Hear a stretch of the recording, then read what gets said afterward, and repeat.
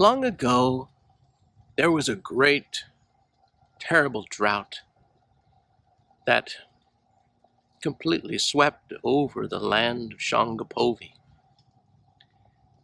And the people's crops were withering up, and they were dying. There were few wild berries to collect, and the roots were so skinny and scanty, they could not survive upon them even. And the abundant flocks and herds of animals were dwindling to almost nothing. And in this land, there was disease that was sweeping over it, and the people were becoming sick. Their illnesses were making them fearful of one another and separating them. There was one particular boy who was frightened, and he no longer would play with the other children. Instead, he would sit on the side and he would just be by himself, absorbed in his fears. And when the children went home, he would wander around the cemetery through the tombstones. And when he was tired of wandering, he would sit on his grandparents' grave with his head down, just absorbed in his world of fear and distortion. And things did not get better when he went home. He hardly ate anything. And when he slept, instead of getting rest, he would be frightened all night with terrible dreams, keep him awake.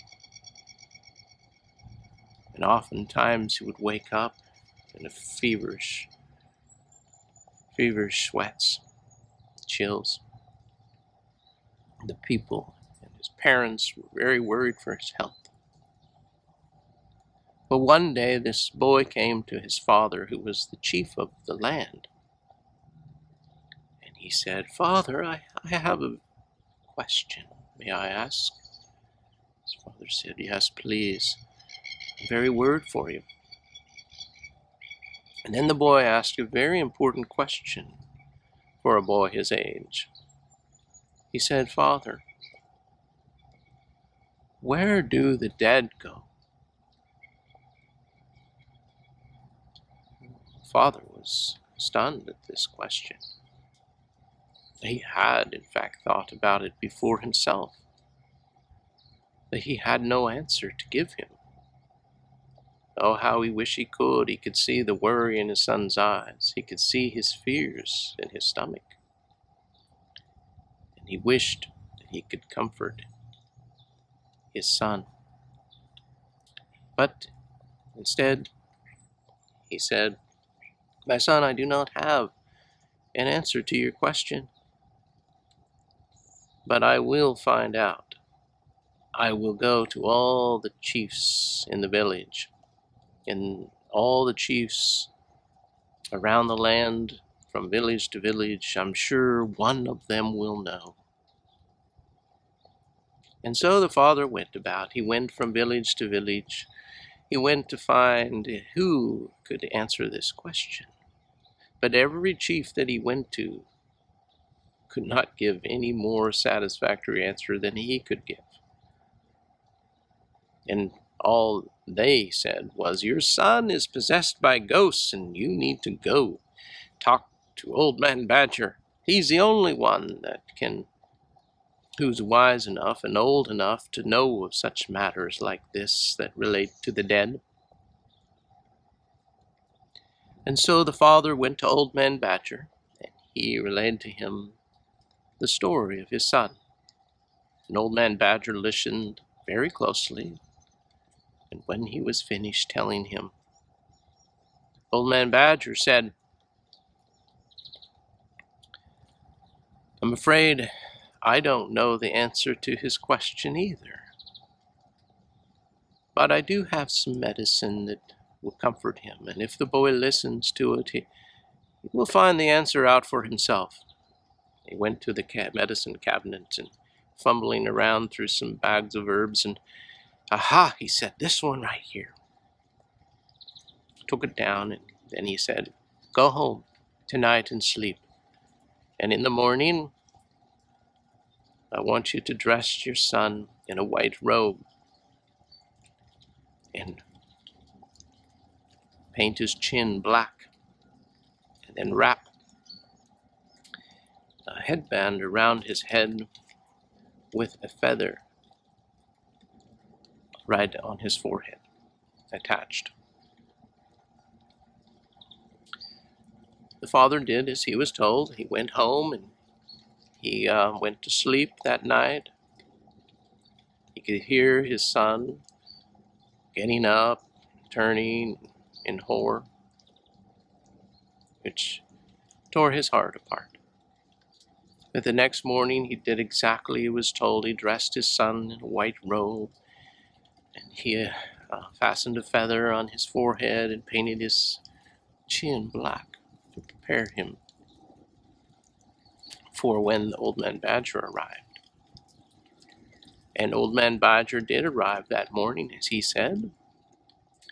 He had a basket of white sand, and he poured it out onto the floor. And he said for the child to lay down on the sand. And the boy laid down, and then Old Man Badger put some herbs in his mouth and painted some on his ear and on his heart. And then he covered him up with a white blanket. At that point, Old Man Badger began to sing some very old songs of thanks. And while he sang, the boy became drowsy and fell asleep. He fell into a very deep, deep sleep, so much so that he slept the rest of that entire day. And then he slept all night, soundly, with no dreams, or with no nightmares. And the next day he slept all the way through that day. And after the next night of sleeping through, why, his parents were getting very nervous, and they went to Old Man Badger, and they said, Old Man Badger, you must do something. He's dying. And Old Man Badger said, your boy has heard the voice of the medicine, and the medicine is taking him on a very long, long journey. When he returns, he will have the answer to his question. Well, Old Man Badger said to be patient and wait, and he will come back. So the chief waited, and while he did so, the boy went off into a dream. And in his dream, he could see a narrow pathway before him. It was passing through dry, desolate desert with cactus and agave plants all about him, so thick that there was no room for him to leave the trail without injuring himself. And there was a sign, a wooden sign with the words engraved on it, Skeleton House, with an arrow pointing to the west. And he followed that sign. Walked along that trail, careful not to scratch himself with the prickly cactuses along the way, until he finally got to the edge of a great precipice. It overlooked a magnificent canyon. And down below, billowing, dark mists of smoke. There, Off to his right was a great chief who was overlooking the canyon. The chief had a white ring around his eyes and large elk antlers growing from his head. And the large chief turned his rack of antlers around and looked at the boy, and he said, "Boy, why have you come here?" And the boy said, "I have come to find my grandparents. Do you know where they are?" And the great chief said, "That is good." And he pointed across the canyon. "Carry on through the dark smoke, and you will reach Skeleton House. That's where your grandparents live. They have passed by this way once before." "Thank you," the boy said, and then he looked over the ledge, and he was overcome with fear. How could he get down, he thought. Then the chief stood up, and he said, "I see that you are afraid. Let me help you." And he took the blanket off his shoulders, and he laid it down on the ground, and said, "Lie down on the blanket." The boy laid down, and then the great chief took up the four corners of the blanket, and then he flung him off the cliff.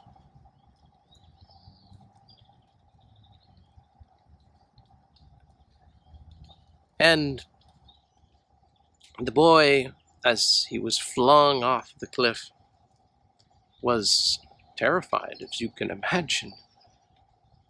The blanket outstretched its edges like the wings of a great bird and started to glide down ever so gently until it spiraled down and landed upon the earth safely.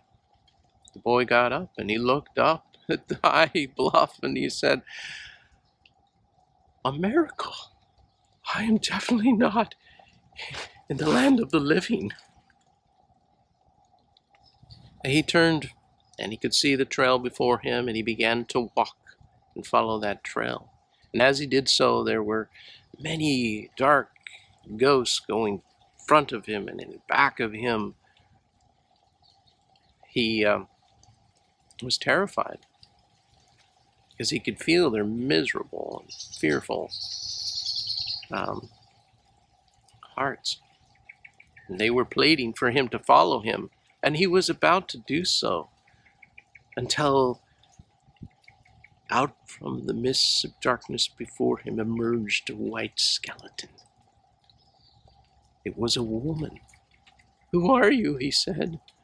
"I have not done anything. I have come in peace. I am here to help you. My name is Skeleton Woman. You must not follow the ghosts." "Who are they?" he says. "They were once mortal men, but they did not learn to think spiritual thoughts. They did not exercise their ability to see beauty with their spiritual eyes and hear great songs with their spiritual ears. They did not share their love, and they did not ever give thanks. And now, as they shed their bodies on earth and have died,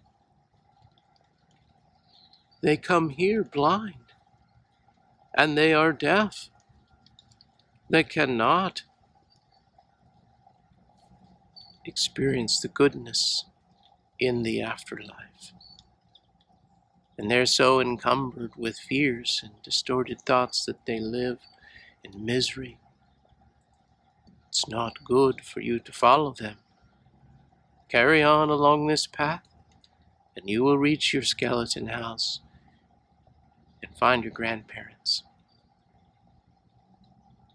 So the boy carried on, and he was careful not to inhale any of those terrible thoughts coming from those mists of darkness that was encircling him.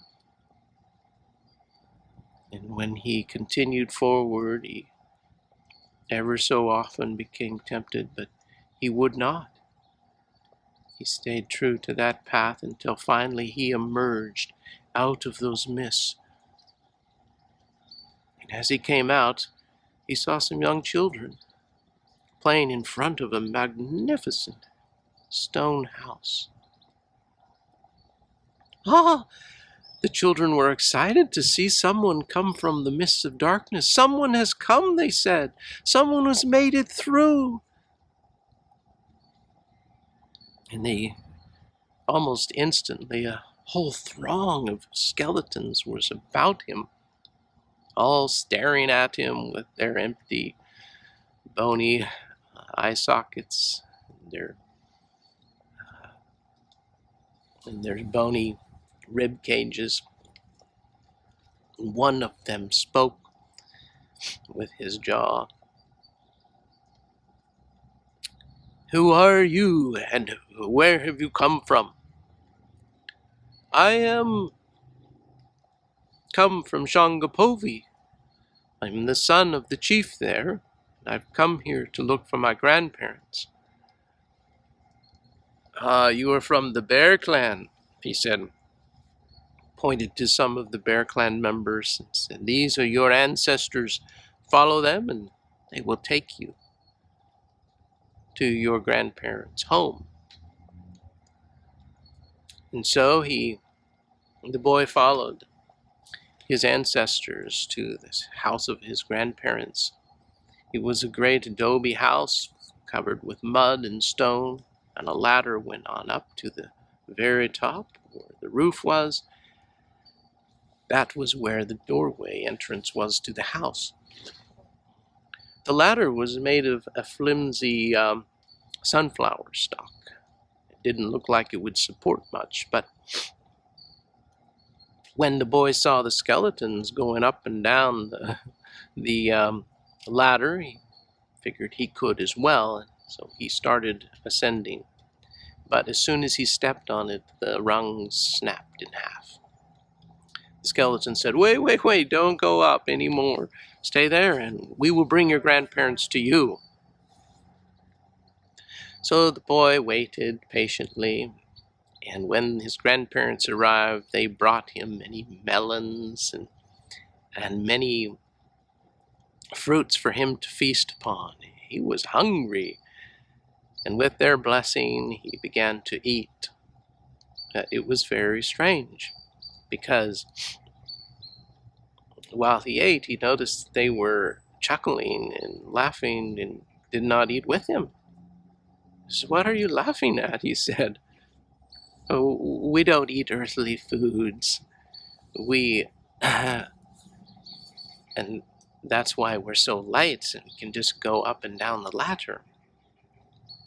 "If you don't eat food, what do you eat then?" he said. "Well, we eat the food's fragrances and their sweet smells. And we also eat upon the good thoughts of the souls of people." "Tell me more," he said. "I was dressed like this and given medicine by the old man Badger, so I could learn about the dead and how they live." "We have much to teach you." And his grandparents sat down and began to share with them their story. He told them how they got there. And they said, "We live here now in darkness. We are completely surrounded by the mist of hate, the mist of sorrow and fear. And that is why we're starving. And here, the boy could see that they were desperate and in need greatly. And so he said, "Well, what can I do to help?" You cannot stay here. You must return back to your land of Shangapovi, and you must teach the people about what you've learned here. You must teach them that we depend upon their prayers. We depend upon their thoughts for our own survival. And they depend upon us, for when we are healthy and strong, we're able to bring the rains for them to live on. You see, when you share your love and your thanks on earth toward your fellow man, and think about beauty and the many truths in the spirit worlds, and do not always spend time on material thoughts and gaining material knowledge for your own selfish gains, then we're able to take those spiritual ideas and feast upon them and are strong. And then we return the material thoughts to the world in the form of rain, in light and strength and protection, so that those material ideas can return to where they belong in the material world, where they can be utilized for your bodies to survive and be healthy, to fight off those terrible illnesses and diseases. You do not need to live in fear, but live in love and in thanks. And when you do, you will be blessed.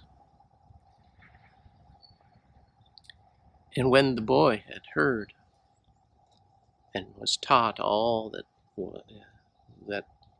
was happening in this land of the dead, he was pleased, but knew that he must return back. And he knew that he could not wander any more around the cemetery in gloom and sorrow and fear, but he needed to instead return to his friends and to share his love and thanks with one another. So he quickly gave them a kiss and a hug, and he began his long journey home. He went down through the dark mists of smoke.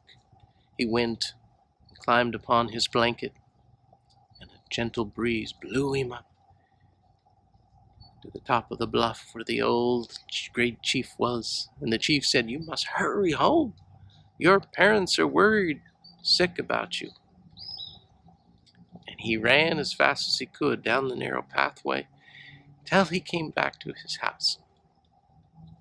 And when he got there, he came inside where his body was stiff and cold, laying upon the sand.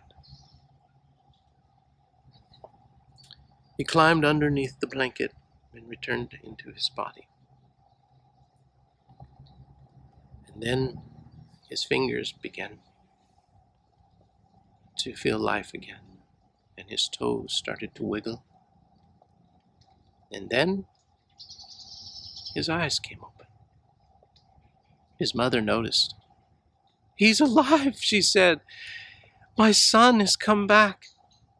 Old Man Badger helped the boy up so he could wash his ears off and his mouth and his heart. And then his father and Old Man Badger helped the boy stand. He was very weak and exhausted. They brought him to the table to give him some water to drink and some food to eat. And then they started asking questions. And the boy said, "I have learned the answer to my question. I know where the dead live, and I know that they depend upon us, and we depend upon them. We must turn our hearts to them, and they will turn our hearts to us.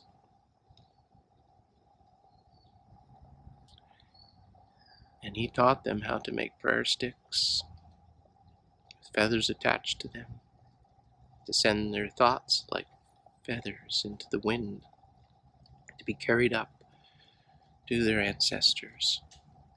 And he taught them how to make sacrifices on the altars and burn them so that the smoke and their sweet scents and fragrances would be carried to their ancestors to feed upon.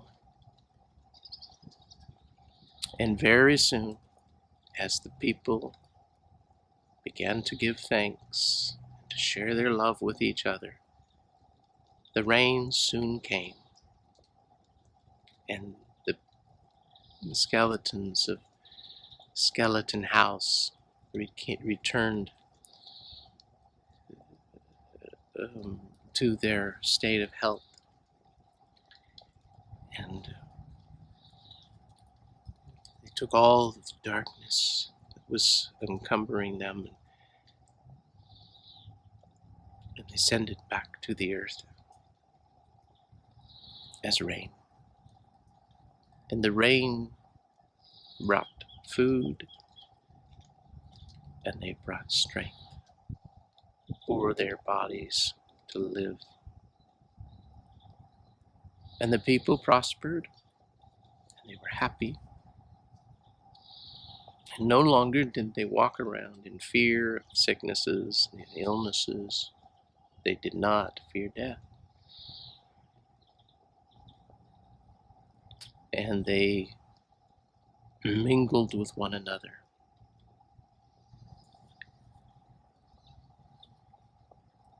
And that is the story of the boy who journeyed to Skeleton House.